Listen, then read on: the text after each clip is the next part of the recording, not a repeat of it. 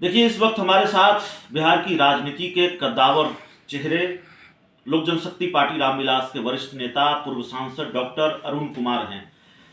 पिछले 3-4 दिनों में बिहार की राजनीति में जो घटनाक्रम हुए हैं, वो घटनाक्रम किसी बड़े खेल के अंदेशे को मजबूत करते हैं कि बिहार की राजनीति में कोई बड़ा खेल होने वाला है। चर्चा ललन सिंह को लेकर है। ललन सिंह को जाना होगा, उनकी राष्ट्रीय अध्यक्ष पद से छुट्टी तय है। और चर्चा यह भी है कि नीतीश कुमार और बीजेपी मिलकर कोई बड़ा खेल न कर दे। तो सर, सबसे पहले ये समझना चाहेंगे, राजनीति की जाहिर है बेहतर समझ है, क्या दूर से जब आप बैठ कर देख रहे हैं जेडीयू के अंदर जो चीजें चल रही हैं, तो क्या समझ पा रहे हैं? जेडीयू के अंदर ही खेल होना है या फिर बिहार की सियासत में भी किसी बड़े खेल के आसार आपको भी नजर आते हैं? देखिए, बिहार अभी ऐसे दौर से गुजर रहा है जहां नेतृत्व तो है ही नहीं। पूरी अराजक स्थिति में राज्य फंसा हुआ है। अभी आपने देखा कि पुंछ में एक जवान शहीद हुआ तो सरकार का एक प्रतिनिधि तक नहीं गया, और बगल के राज्य में मुख्यमंत्री आदित्यनाथ जोगी रिसीव करने गए खुद। तो इतना बड़ा अंतर राज्य बगल का है और अराजकता का शिकार है, मानसिक इसको दिवालियापन का शिकार कहें। तो ऐसी परिस्थिति में छटपटाहट में लोग हैं सभी राजनीतिक पार्टियां कि अभी सामने चुनाव है, उसमें हमारी बेहतरी कैसे हो। तो इस फेर में यहाँ एक संकट है और उस संकट का भरपाई कैसे होगा ये सामने नहीं, दिख रहा है। आप तो जेडीयू में लंबे वक्त तक रहे हैं और जेडीयू के बड़े रसूखदार चेहरा रहे हैं, नीतीश कुमार को भी जानते हैं। ये घटनाक्रम कई लोगों को हैरान कर सकता है। अचानक जो घटनाक्रम बदला है, ललन सिंह को अध्यक्ष पद से हटाने की जरूरत क्यों पड़ रही है? नीतीश कुमार को पार्टी की कमान अपने हाथ में वो लेने जा रहे हैं, ऐसी चर्चा है। ये इतना अचानक इतना बड़ा बदलाव कैसे? देखिए, 5 महीना पहले मैंने कहा था कि मुख्यमंत्री कैप्टिव हो गए हैं जी, इनको दवा खिलाया जा रहा है।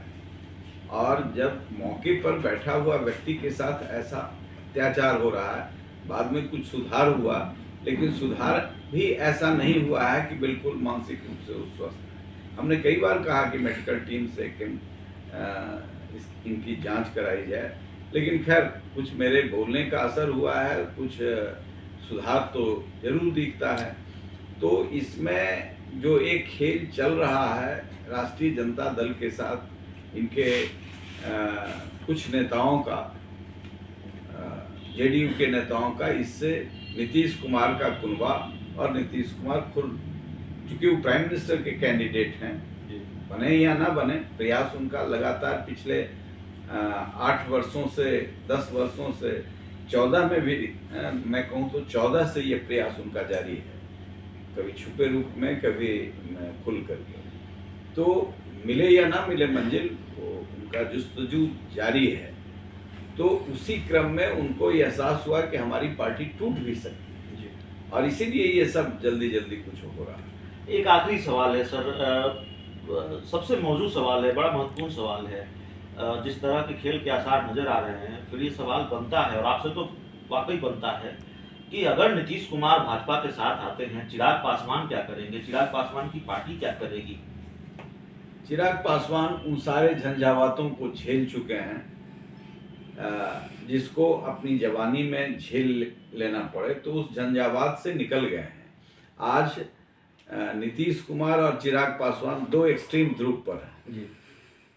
चिराग पासवान को बिहार की आवाम ने स्वीकार कर लिया है, तुम हमारे नेता हो।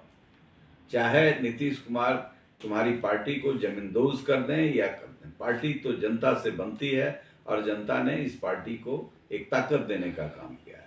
और दूसरे तरफ नीतीश कुमार हैं कि जनता कह रही है कि ऐसा अशिष्ट व्यक्ति जो अशिष्ट शब्दों का प्रयोग विधानमंडल में करता हो, इसको तो कभी आने देना अब नहीं है, चाहे जितना वो सोशल इंजीनियरिंग कर लें। तो ये छटपटाहट है। एक ही गठबंधन तो में दो एक्सट्रीम है, जी। दो एक्सट्रीम है। एक सकारात्मक शक्तियों का उतंग रूप है, एक नकारात्मक शक्तियों का पराभव का। तो उस गठबंधन में सबसे नीतीश कुमार आपको मंजूर होंगे जिस गठबंधन में चिराग पासवान हैं? हमकी जब नीतीश कुमार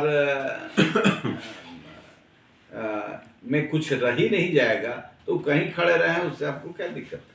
चलिए, हमारे साथ बिहार के वरिष्ठ नेता लोक जनशक्ति पार्टी रामविलास के राष्ट्रीय उपाध्यक्ष पूर्व सांसद डॉक्टर अरुण कुमार थे। बिहार के मौजूदा राजनीतिक घटनाक्रमों पर लंबी बातचीत। बहुत बहुत धन्यवाद।